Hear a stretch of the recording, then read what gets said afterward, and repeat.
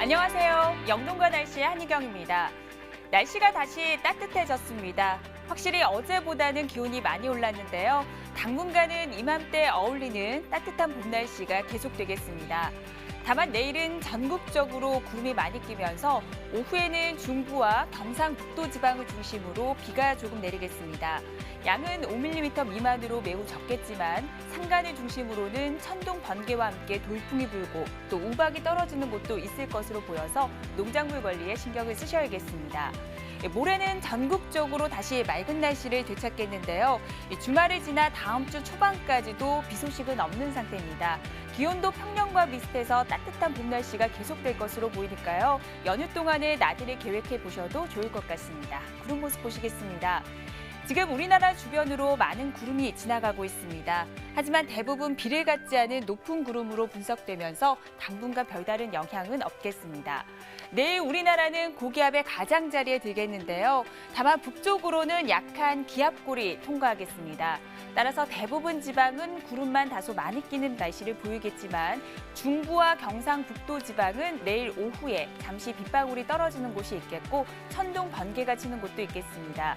또 오늘 밤부터 내일 새벽 사이에는 내륙 지방을 중심으로 매우 짙은 안개가 끼는 곳이 있겠습니다. 내일 아침 기온을 보시면 춘천과 서울이 11도, 전주 10, 대구 13도로 오늘과 거의 비슷하겠고요. 북한 지방은 강계가 4도, 함흥이 8도 정도로 오늘과 비슷하게 출발하겠습니다. 한낮의 기온을 보시면 서울이 21도, 강릉 22, 대구는 24도까지 오르면서 낮 동안에는 조금 덥다는 느낌 받으실 수 있을 것 같고요. 북한 지방은 평양 20도, 함흥이 22도까지 오르면서 일교차가 크게 벌어지겠습니다. 다음은 자세한 해상 날씨 보시겠습니다. 내일은 비교적 물결이 잔잔하게 일겠습니다. 하지만 서해와 동해상을 중심으로 매우 짙은 안개가 끼는 곳이 많겠습니다. 날씨 정보였습니다.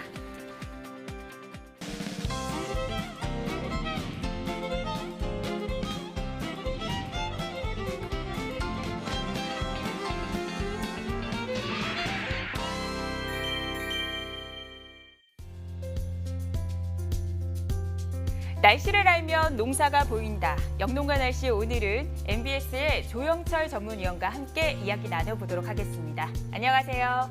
안녕하십니까. MBS 한국농업방송 조영철 위원입니다. 네, 오늘은 한낮의 기온이 20도 안팎까지 오르면서 따뜻한 봄 날씨를 보였는데요. 먼저 오늘은 기상청의 국민참여관측 홈페이지를 통해서 직접 주민들께서 제보해 주신 오늘의 날씨 풍경을 만나보도록 하겠습니다.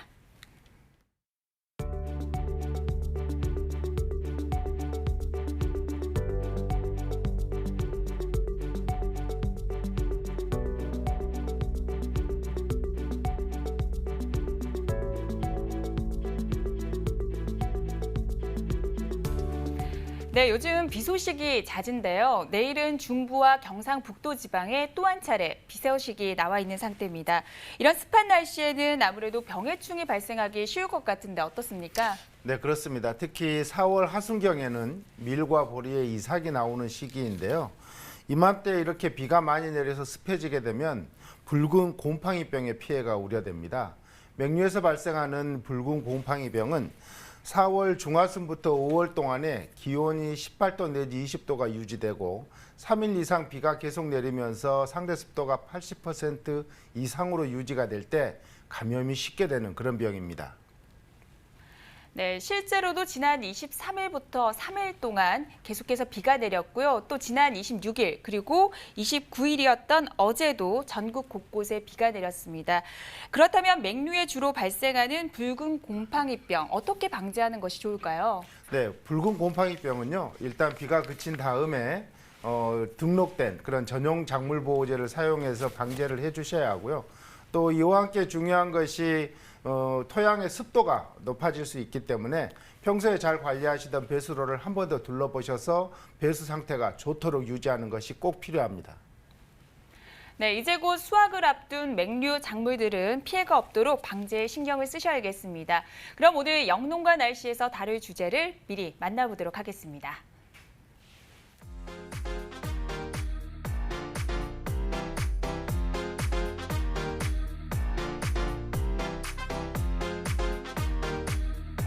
네, 오늘은 낮 기온이 20도를 넘어가면서 조금 덥다는 느낌도 받았는데요. 그만큼 일교차는 더욱더 크게 벌어지고 있는 상태입니다.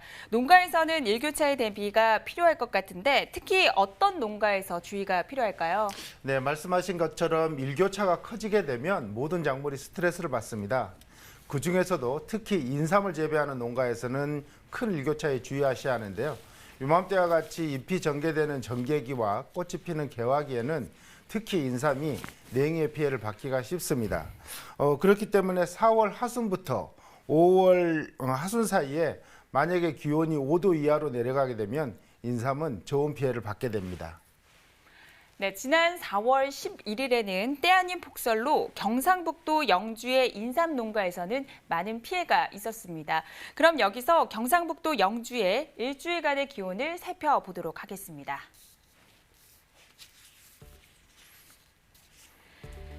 네, 4월 30일인 오늘은 아침 최저 기온이 10.5도, 낮 최고 기온이 20.2도를 기록했습니다. 일교차가 약 10도 정도 벌어졌는데요.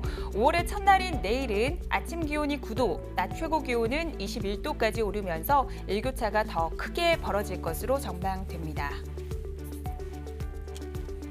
네, 당분간 영주시는 일교차가 더욱더 크게 벌어질 것으로 전망이 되고 있습니다. 그렇다면 인삼의 저온 피해가 발생했을 때 어떤 현상이 나타나는지 한번 짚어주시죠. 네, 인삼의 생육 초기에 저온 피해를 입게 되면 잎이 제대로 펴지지 못해서 오글오글해지고요. 또 줄기는 자라지 못하는, 그래서 두꺼워지는 문제가 생깁니다. 이것이 심할 경우에는 지상부가 고사될 우려가 있고요. 특히 서리에 의해서 냉해를 입었을 때는 태양열에 의해서 표면이 녹으면서 마치 뜨거운 물에 데친 것과 같이 조직이 파괴되기도 합니다.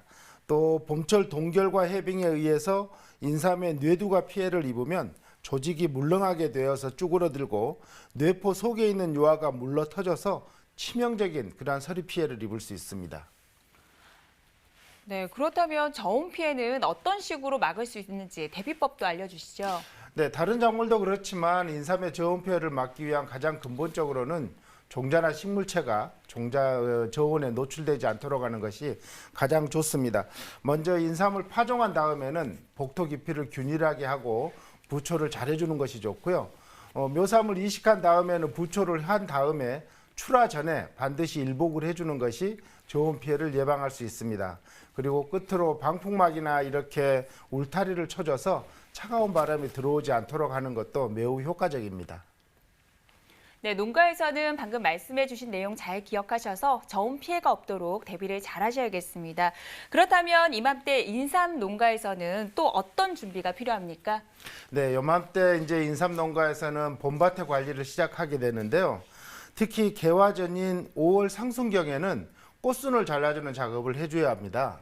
네, 인삼의 꽃순을 이렇게 자르는 이유가 따로 있을까요? 네, 일반적으로 식물의 양분은 꽃순이 생기면 그쪽으로 먼저 가고 뿌리는 안 가게 됩니다. 그렇기 때문에 꽃순을 잘라주게 되면 양분이 뿌리로 가게 돼서 뿌리의 발육이 좋아지게 됩니다. 네, 그렇다면 꽃순을 자르는 방법도 따로 있을 것 같은데 설명 좀 부탁드릴게요. 네, 일반적으로 인삼의 꽃순은 꽃대를 5cm 정도 남기고 잘라주는 것이 좋은데요.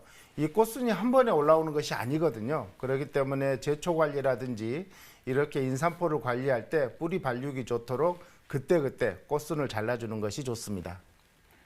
네, 좋은 인삼을 위한 꽃순 자르기까지 알아봤습니다. 그럼 여기서 충청북도 괴산의 청천면, 문광면, 소수면의 내일 날씨와 함께 주간 날씨까지 알아보도록 하겠습니다.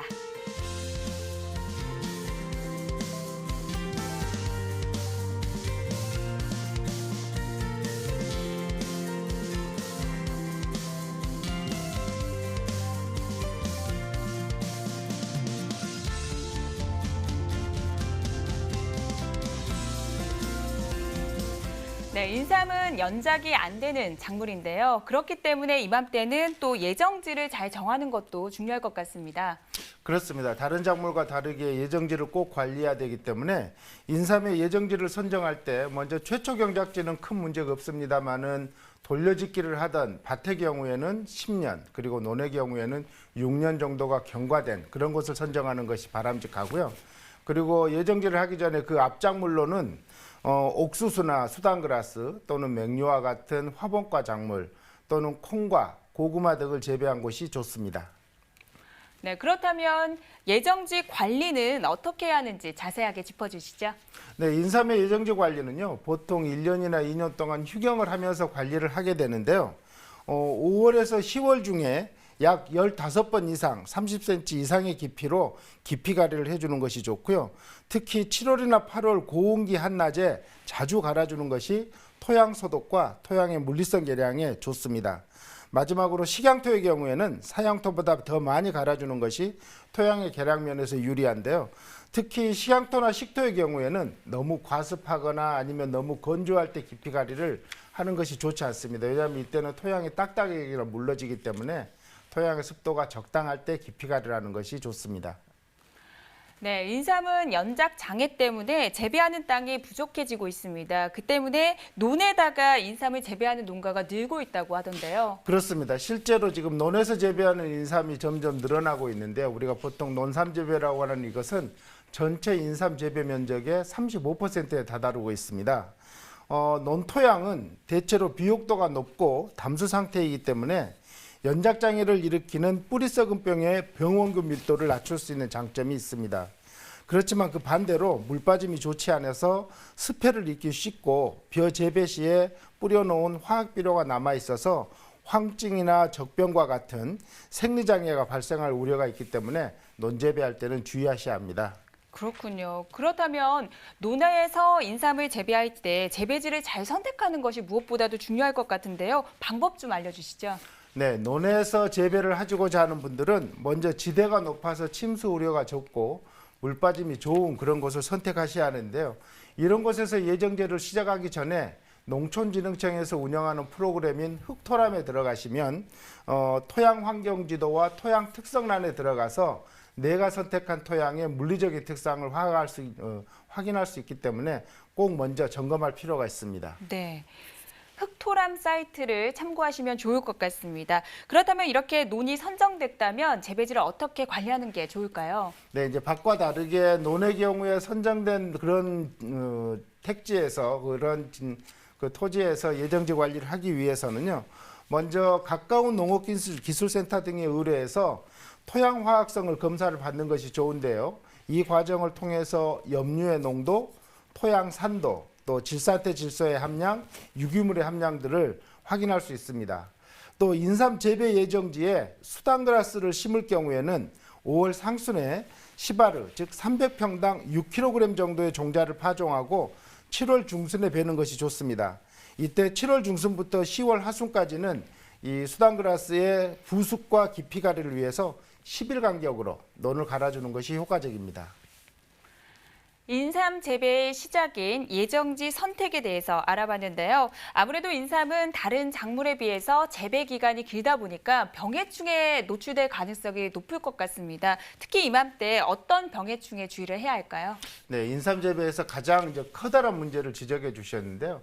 인삼은 음지에서 자라기 때문에 병해충에 노출되기가 쉬울 뿐만 아니라 또 한 곳에서 오래 재배하고 또 내성이 약해서 한번 병이 생기면 그것을 치료하기가 참 어려운 작물 중에 하나입니다. 특히 이맘때는 역병과 전문이병을 주의하셔야 하는데요. 역병의 경우에는 서늘하고 다습한 조건에서 발생하기 쉽고 5월 상순에서 6월 중순 사이에 비가 온 다음에 발생이 심한데요. 한번 발생을 하면 확산 속도가 빠르기 때문에 비가 온 뒤에 즉시 역병 방지용 약을 살포해서 예방하는 것이 좋습니다. 또 전문이병은 주로 4년생 이상의 인삼에서 많이 발생하는데요. 잎에서는 5월 중순에서 6월 상순에 걸쳐서 잎과 잎자루에 주로 발생합니다. 특히 해가림 설치가 불량한 포장에서 많이 발생하는 경향이 있고요. 방제법으로는 출하 후에 바람에 의해 줄기에 상처가 발생하지 않도록 5월 중하순까지는 포장 주변에 방풍시설을 설치하는 것이 좋고요.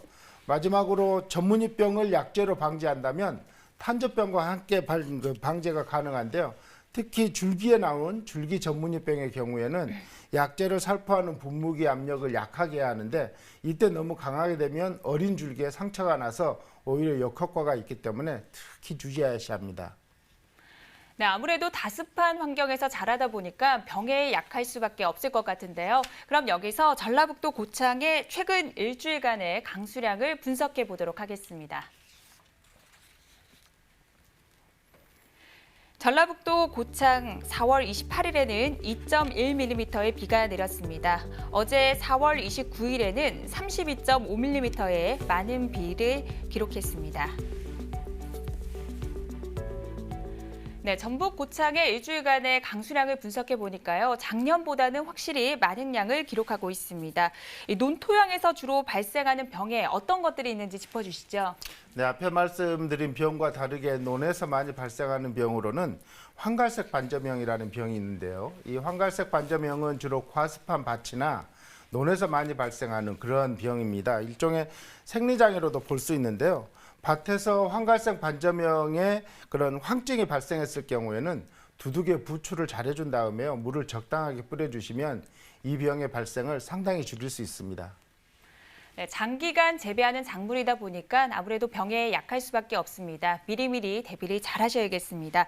이어서 전라북도 고창군 무장면, 공읍면, 대산면의 내일 날씨와 함께 주간 날씨까지 확인해 보도록 하겠습니다.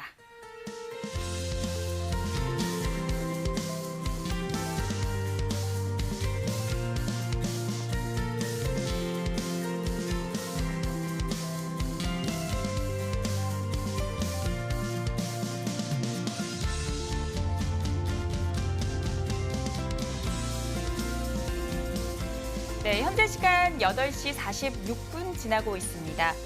이번에는 병해충에 관한 이야기를 나눠보는 시간입니다. 오늘의 병해충 상담소 함께 만나보시죠.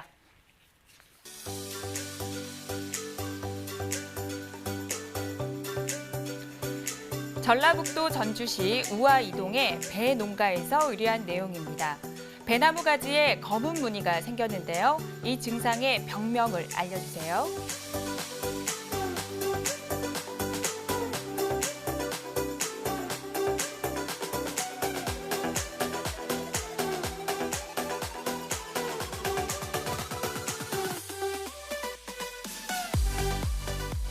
네, 이 증상의 병명이 꼬마 배나무이라고는 소견이 나와 있는데요. 어떤 병인지 소개 좀 부탁드립니다.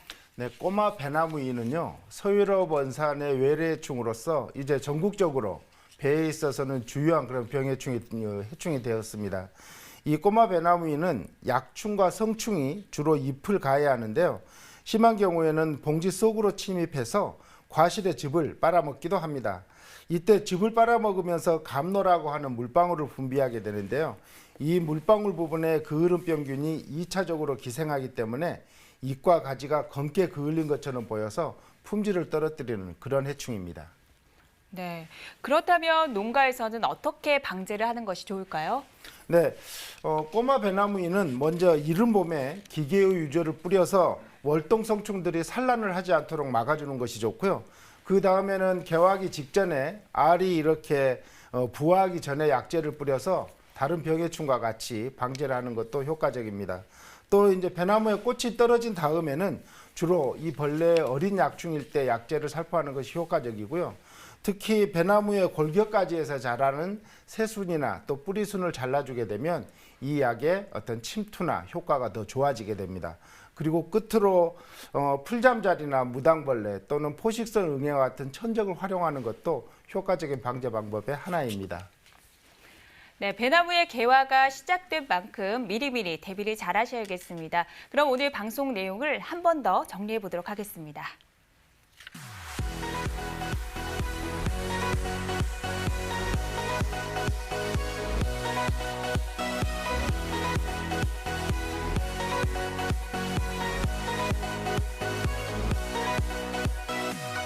네, 날씨와 농사 이야기를 나누다 보니 어느새 마칠 시간입니다. 오늘 도움 말씀 주신 조영철 위원님 감사드립니다. 수고하셨습니다. 네, 내일은 전국적으로 구름이 많이 끼는 가운데 오후에 중부와 경북 지방을 중심으로 비가 조금 내리겠습니다. 산간을 중심으로는 천둥 번개가 치고 돌풍이 불고 또 우박이 떨어질 가능성이 있으니까요. 농작물 관리에 더욱더 신경을 쓰셔야겠습니다. 저희는 내일 저녁 8시 30분에 찾아뵙겠습니다. 고맙습니다.